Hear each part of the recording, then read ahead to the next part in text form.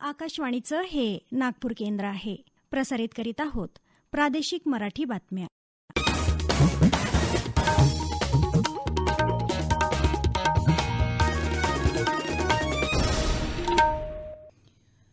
आकाशवाणी नागपूर.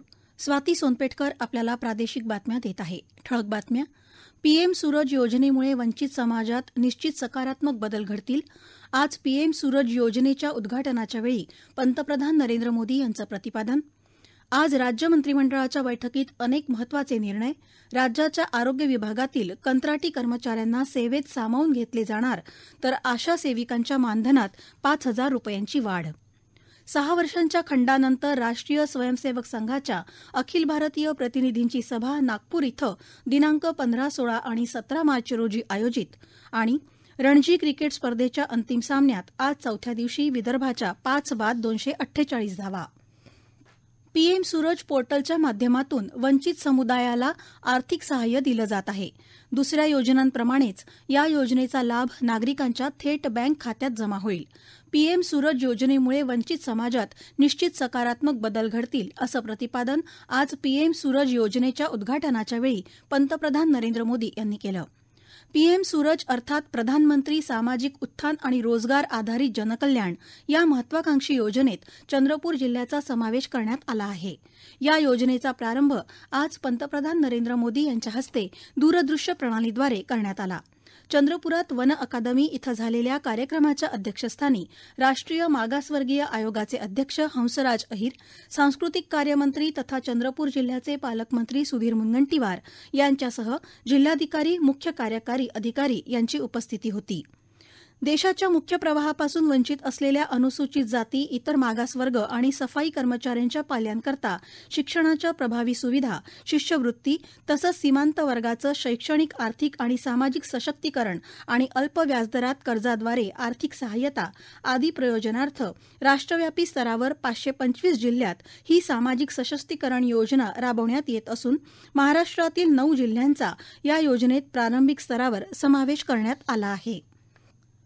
आज राज्य मंत्रिमंडळाच्या बैठकीत काही महत्वपूर्ण निर्णय घेण्यात आले आहेत.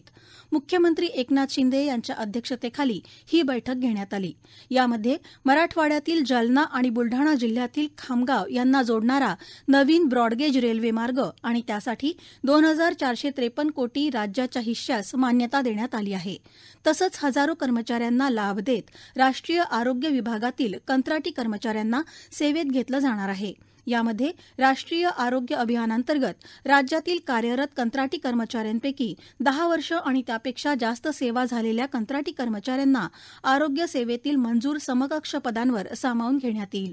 या निर्णयानुसार कंत्राटी कर्मचाऱ्यांपैकी 10 वर्ष आणि त्यापेक्षा जास्त सेवा झालेल्या कंत्राटी कर्मचाऱ्यांसाठी वयाची अट शिथिल करण्यात येणार आहे. आशा स्वयंसेविकांच्या मानधनात 5,000 रुपये तर पोलीस पाटलांच्या मानधनात भरीव वाढ करून त्यांना आता दरमहा 15,000 रुपये दिले जाणार आहेत. राज्यात सध्या शासकीय औद्योगिक प्रशिक्षण संस्थांमध्ये कार्यरत 297 कंत्राटी शिल्प निदेशकांचं कौशल्य, रोजगार, उद्योजकता आणि नाविन्यता विभागात सामावून घेण्यास मंत्रिमंडळ मान्यता देण्यात आली आहे. या निर्णयामुळे राज्यातील शासकीय औद्योगिक प्रशिक्षण संस्थांमध्ये मनुष्यबळाची कमतरता भरून निघण्यास मदत होणार आहे. आज झालेल्या अन्य महत्वाच्या निर्णयांमध्ये मराठी भाषा धोरण, शुभमंगल सामूहिक विवाह योजनेसाठी 25,000 रुपये अनुदान, शेतकऱ्यांना दिवसा वीज देण्यासाठी वीज वितरण प्रणाली सक्षमीकरण योजनेच्या 11,585 कोटींच्या प्रकल्पास मान्यता आदी निर्णय घेण्यात आले आहेत. मुख्यमंत्री ग्रामसडक योजनेत 23,000 किलोमीटर रस्ते बांधण्याचा निर्णय झाला असून दरवर्षी 10,000 किलोमीटरचे रस्ते बांधण्याचं उद्दिष्ट ठेवण्यात आलं आहे. अहमदनगर या शहराचं नाव बदलून पुण्यश्लोक अहिल्यादेवी नगर आणि पुणे जिल्ह्यातील वेल्हे तालुक्याचं नाव राजगड करण्यास आज राज्य मंत्रिमंडळानं मान्यता दिली आहे. पुण्यश्लोक अहिल्यादेवींच्या कार्यकर्तृत्वाचा गौरव करणारा, त्यांचे विचार, कार्य, स्मृती पुढे घेऊन जाणारा, लोकप्रतिनिधींना चांगले कार्य करण्यासाठी प्रेरणा देणारा हा निर्णय आहे. यासाठी समस्त महाराष्ट्रवासियांचं मी मनापासून अभिनंदन करतो, अशा शब्दात उपमुख्यमंत्री अजित पवार यांनी अहमदनगर शहराच्या नामांतराच्या निर्णयाचं स्वागत केलं असून मुख्यमंत्री तसंच राज्य मंत्रिमंडळातील सहकाऱ्यांचे आभार मानले आहेत. देशभरात परवडणाऱ्या आणि सुलभ डिजिटल सेवांचा प्रसार करण्यासाठी दूरसंचार विभागांतर्गत सार्वत्रिक सेवा दायित्व निधीनं प्रसार भारती आणि डिजिटल कॉमर्ससाठी मुक्त नेटवर्कसोबत त्रिपक्षीय सामंजस्य करार केला आहे. भारत नेट पायाभूत सुविधांवर चालणाऱ्या ग्रामीण भारतासाठी ओटीटी आणि ई कॉमर्स प्लॅटफॉर्मसह ब्रॉडबँड सेवा एकत्रित करणं हा या सामंजस्य कराराचा उद्देश आहे. देशभरातील ग्रामपंचायती आणि गावांमध्ये हायस्पीड ब्रॉडबँड आणि मोबाईल कनेक्शन सक्षम करण्यात यूएसओएफची महत्त्वपूर्ण भूमिका आहे. या सामंजस्य करारामुळे समूह प्रसार भारती ओटीटी सेवा म्हणून सक्षम करेल, ज्यामध्ये रेखीय चॅनल, लाईव्ह टीव्ही आणि मागणीनुसार सामग्री समाविष्ट आहे, तर यूएसओएफ ग्रामीण आणि दुर्गम भागात कार्यक्षम आणि उच्च गती ब्रॉडबँड सेवा सुनिश्चित करेल. काँग्रेसची सत्ता येताच पहिला निर्णय महिला आरक्षण लागू करण्याचा होईल. तसंच सरकारी नोकऱ्यांमध्ये महिलांना 50% आरक्षण देऊन प्रत्येक संस्थांमध्ये महिलांची भागीदारी दुप्पट केली जाणार, अशा विविध घोषणा आज काँग्रेस नेते खासदार राहुल गांधी यांनी धुळ्यात आयोजित महिला हक्क परिषदेत केल्या. भारत जोडो न्याय यात्रेच्या निमित्तानं आज 13 मार्च रोजी राहुल गांधी यांनी धुळे शहरात रोड शो आणि महिला हक्क परिषद घेतली. लोकांशी संवाद साधत काँग्रेसला पाठबळ देण्याचं आवाहन केलं. सत्तेत येताच जातीनिहाय जनगणना करण्याची घोषणा देखील राहुल गांधींनी या सभेत केली. या प्रादेशिक बातम्या आपण आकाशवाणीच्या नागपूर केंद्रावरून ऐकत आहात. आमच्या केंद्रावरील सर्व बातम्या ऐकण्यासाठी आणि ताज्या घडामोडी जाणून घेण्यासाठी Marathi news Nagpur all India radio या आमच्या युट्यूब चॅनलला नक्की सबस्क्राईब करा. तब्बल 6 वर्षांच्या खंडानंतर राष्ट्रीय स्वयंसेवक संघाच्या अखिल भारतीय प्रतिनिधींची सभा नागपूर येथील डॉक्टर केशव हेडगेवार स्मारक स्मृती मंदिर रेशीमबाग इथं येत्या 15, 16 आणि 17 मार्च रोजी होणार असल्याची माहिती संघाचे अखिल भारतीय प्रचार प्रमुख सुनील आंबेकर यांनी आज नागपूरमध्ये पत्रकार परिषदेत दिली. ही बैठक याआधी 2018 साली झाली होती. यावर्षी देशभरातून 1529 कार्यकर्ते या बैठकीला उपस्थित राहतील. या अखिल भारतीय प्रतिनिधी बैठकीतून संघ कार्याची समीक्षा होते. तसंच देशभरातील संघ कार्याचं कार्यवृत्त देखील या बैठकीत ठेवलं जातं. संघाला 2025 मध्ये 100 वर्ष पूर्ण होतील. सध्याच्या 68,000 संघशाखा 1 लाखपर्यंत नेण्याचा संकल्प देखील या बैठकीत करणार असल्याचं आंबेकर यांनी यावेळी स्पष्ट केलं.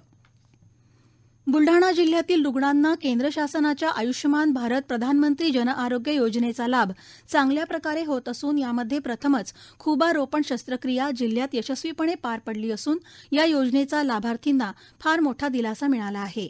या योजनेअंतर्गत लाभार्थ्यांना प्रतिकुटुंब प्रतिवर्षी ₹5 लाखांपर्यंत मोफत उपचार असून 1209 प्रकारच्या वैद्यकीय उपचार पद्धती आणि शस्त्रक्रिया अंगीकृत रुग्णालयात मोफत केल्या जातात.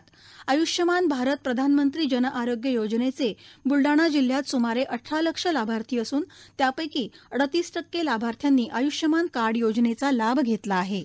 या योजनेचा लाभ घेण्याचं आवाहन जिल्हाधिकारी डॉ. किरण पाटील यांनी केलं आहे. सर्व नागरिकांना आवाहन करण्यात येते की याच्यामध्ये जास्तीत जास्त स्वतःची आणि आपल्या कुटुंबियांची नोंदणी करून 5 लाख रुपयेपर्यंतचे वार्षिक आपले विमा कव्हरेज घ्यावा आणि मोफत उपचाराची संधीचा लाभ घ्यावा.